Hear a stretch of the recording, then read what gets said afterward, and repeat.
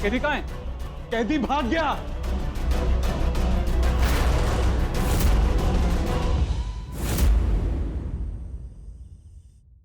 पर पितृ हत्या का क्या?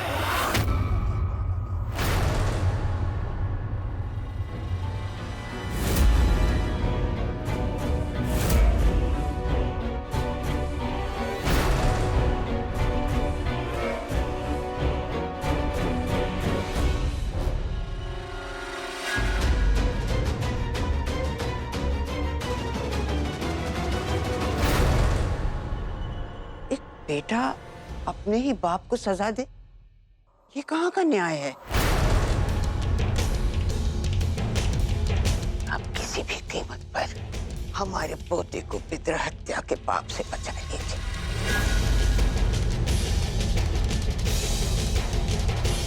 आप ये राज जानती है? आज से नहीं, बरसों से। इस महल से अगर हवा भी पार होती थी तो हमें आहट मिल जाती थी, और यहाँ तो बहू रानी हर साल यशोदा के हाथ पेटियां भर भर के सोने की अशर्फियां बाहर भिजवाती रही। क्या बड़े राणा जी को इसके बारे में? नहीं, हमने तो उन्हें कभी इल्म भी नहीं होने दिया कि इंद्रवदन उनके असली खून नहीं है। आपको ये राज इतने सालों से पता था और आपने सिंहासन पाने के लिए इसका इस्तेमाल क्यों नहीं किया?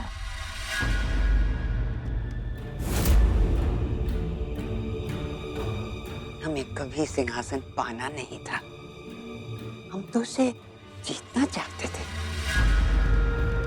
हमारी फितरत भी कुछ शेरनी जैसी थी। कुछ पाने में इतनी खुशी नहीं होती थी हमें जितना छीनने में।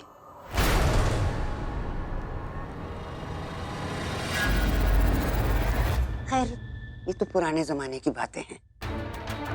अब तो हम बदल गए हैं। हमने सीखा कि पाने में और छीनने में उतनी खुशी नहीं मिलती जितना कि खो देने में।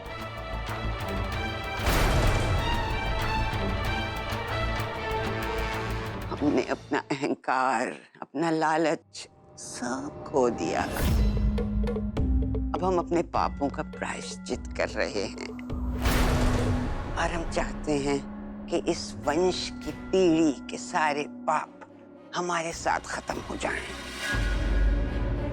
हमारे वंश की अगली पीढ़ी हमारे पोते राणा जी को इस पितृ हत्या के पाप से बचा लीजिए, रोक लीजिए। पुराणों में भी लिखा है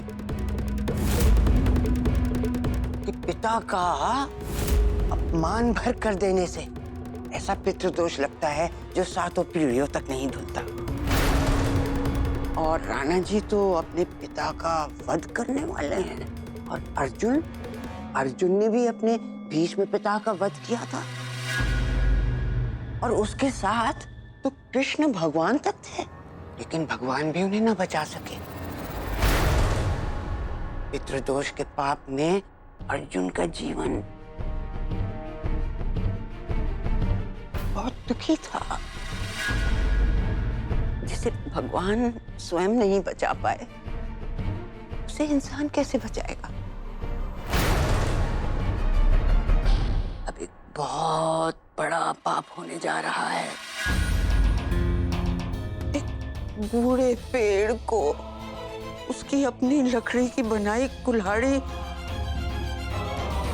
काट देगी। राणा जी को ये पाप करने से रोक लीजिए। पर मैं क्या कर सकती हूँ? राणा जी एक राजा है। आप रानी हैं। मैं उनका फैसला नहीं बदल सकती। पर अपना फैसला तो ले सकती हैं। अच्छा, सच सच बताइए, क्या आपको सचमुच लगता है कि उस सरताज ने उस लड़की की इज्जत लूटी? आपके दिल को क्या लगता है? मुझे नहीं लगता। नागेश्वरी पूरा सच बता रही है। तो फिर अपने दिल की सुन लीजिए ना। पर फैसला हो चुका है। पर फैसला गलत भी हो सकता है।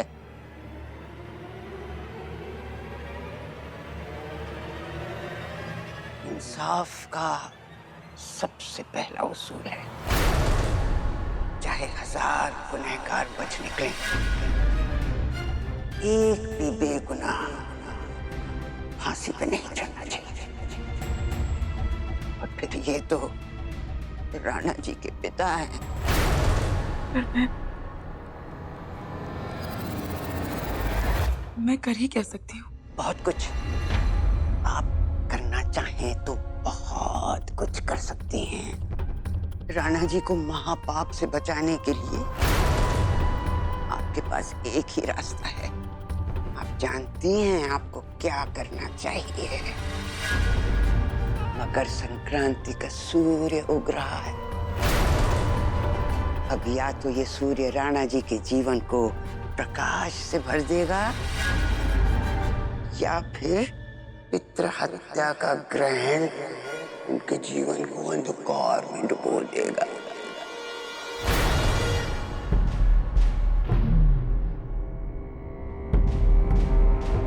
अपने पति के पाप और पुण्य का तराजू आपके हाथ में है।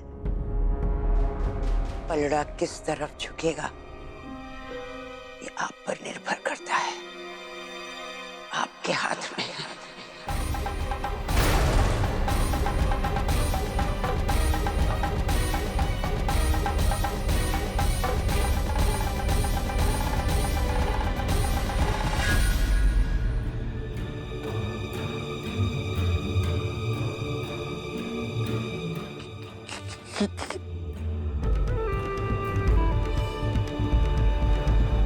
और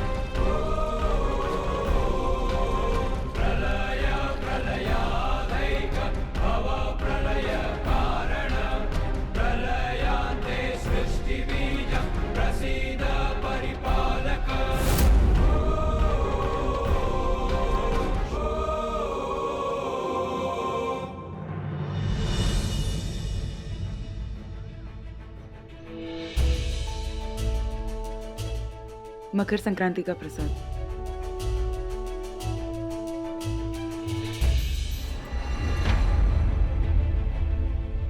आप कुछ परेशान लग रही है। क्या सोच रही है रानी गायत्री? सोच रही हूँ मकर संक्रांति के दिन तिल और गुड़ के लड्डू का प्रसाद क्यों बनता है? क्योंकि इस मौसम में तिल गुड़ खाना सेहत के लिए अच्छा होता है। क्यों? आपको कोई और वजह लगती है? मुझे लगता है तिल और गुड़ हमारे जीवन का प्रतीक होता है। तिल कड़वा और काला है और गुड़ मीठा।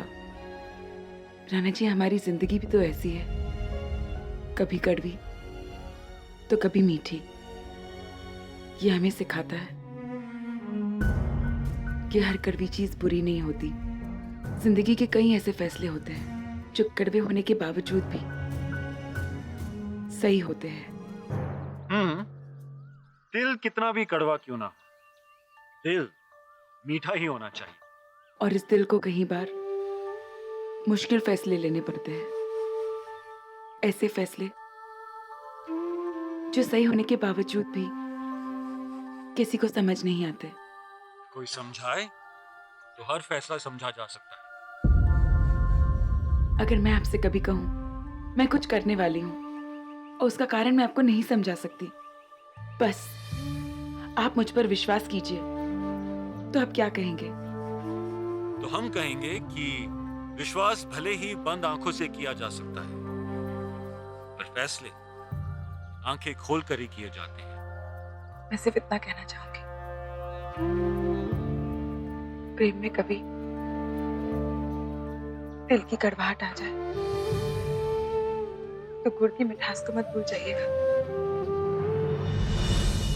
और अगर हम भूल गए तो हमें याद जरूर दिला दीजिएगा।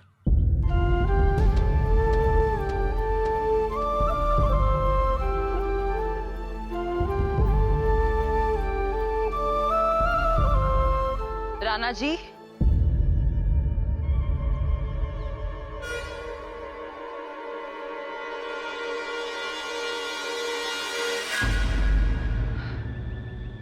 आपके खुशियों के बीच आने के लिए क्षमा चाहती हूँ राणा जी, पर मैं बस यहाँ ये याद दिलाने आई थी कि इन खुशियों के बीच आप एक राजा का वादा मत भूल जाइएगा।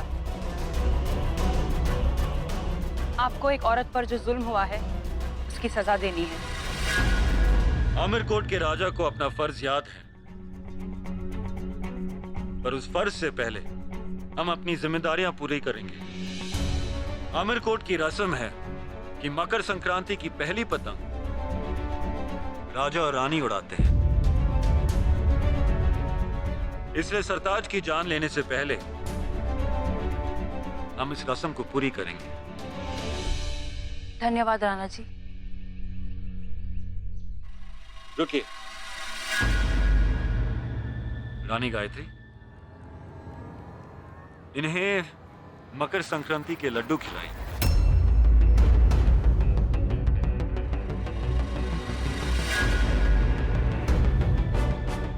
मकर संक्रांति एक नई शुरुआत का दिन होता है। हमें उम्मीद है कि आज आप भी अपनी जिंदगी की एक नई शुरुआत करेंगे। माफ कीजिएगा राणा जी, नई कहानी शुरू करने से पहले पुराना किस्सा खत्म करना पड़ता है। आप पुराना किस्सा खत्म कीजिए, नई कहानी अपने आप शुरू हो जाएगी। जब तक सरताज का कटा हुआ सर नहीं देख लूंगी, मैं कुछ नहीं खाऊंगी।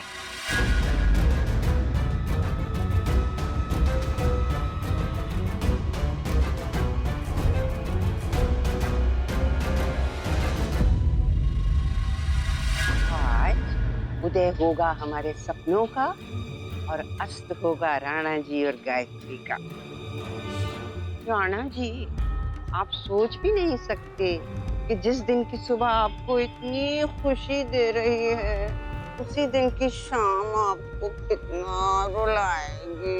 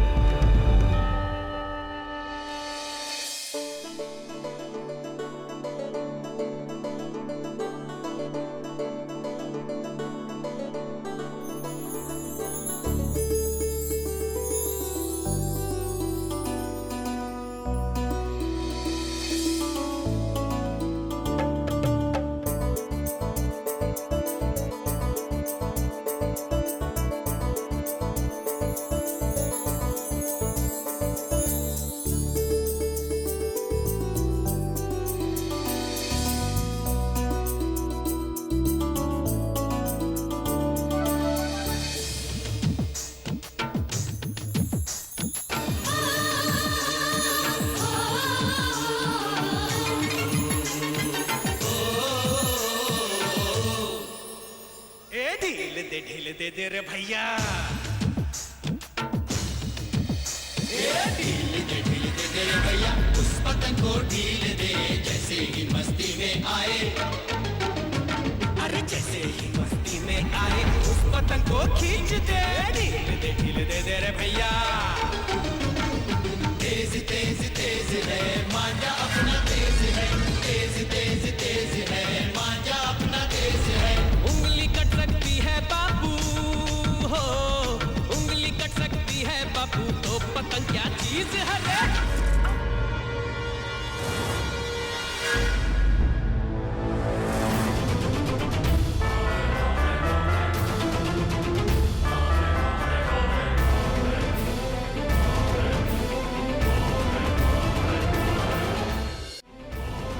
माफ कीजिएगा रानी गायत्री, मेरी वजह से आपको चोट पहुंची। मैं ठीक हूँ। कहीं ये उस बात की सजा तो नहीं जो मैं राणा जी के खिलाफ करने जा रही हूँ? आपको कुछ हो जाएगा तो हमें पता नहीं कि हम क्या करेंगे। आपने मुझे बचा लिया ना। आप हमेशा मेरा ध्यान रखते हैं, चाहे मैं सही हूं या गलत, है ना? रानी गायत्री, आप कभी गलत नहीं हो सकती।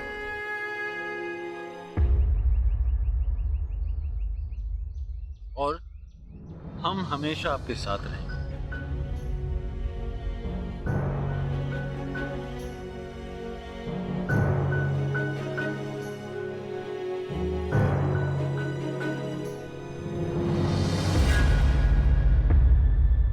देखना कोकिले, हमारी पतंग सबसे ऊंची जाएगी।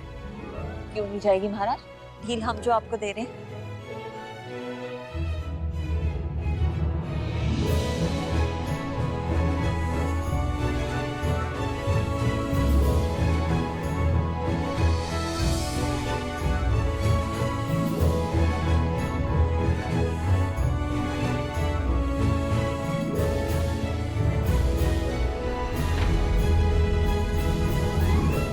संभाल के राणा जी, अपना मांझा ज्यादा तेज हो तो अपना ही हाथ काट देता है। मैं भी चाहती हूँ राणा जी, पर आज मैं आपके फैसले के खिलाफ जाने वाली हूँ। ओ राणा जी, होशियार रहिए। आपका ये मांझा, ये गायत्री इतनी तेज है कि आपका ही हाथ काट देगी। देखना ये है कि गायत्री अपने पति को पितृहत्या के पाप से बचा पाती है या नहीं। आप ठीक है ना? अब हमें चलना चाहिए, हमें और भी जरूरी काम करने हैं।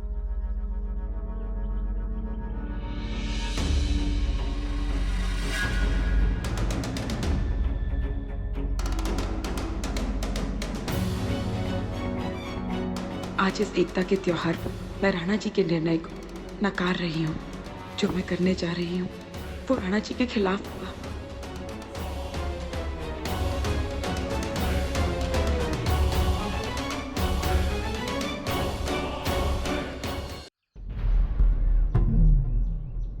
देखो ध्यान से, राणा जी खुद ही सजा देने वाले हैं, पूरी संतुष्टि कर लेना। लाओ।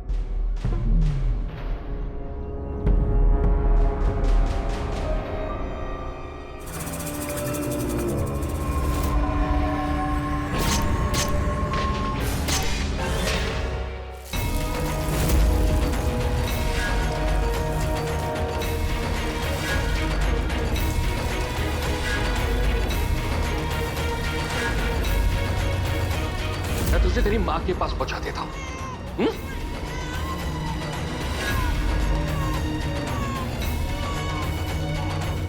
कौन है तू? मुझे मेरा बेटा वापस कर। तुम तो अपने बच्चे को मारने वाले थे ना। समझ लो कि तुम्हारा बेटा मर गया। उसे दिन मार देना चाहिए था उसे।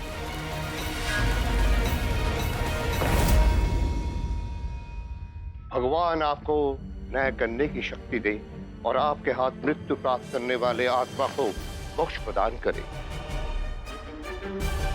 सारी तैयारियां हो गई हैं, गुनहगार को बुलवाइए।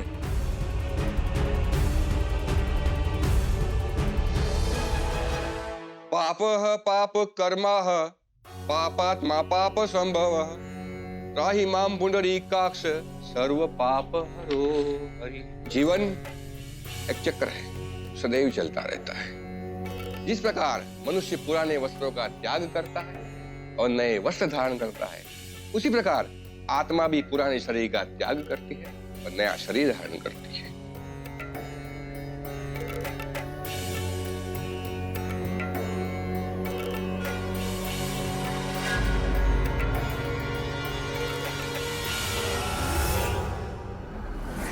राज परिवार को यहां बुलवाइए।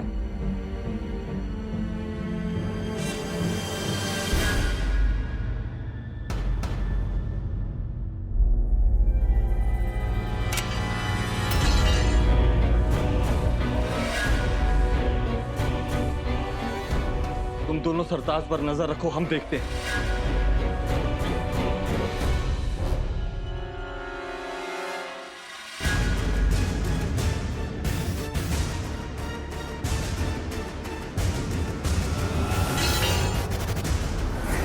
लगता है कोई बचाने आया मुझे। तुम यहीं रुको, मैं देख कर आता हूँ।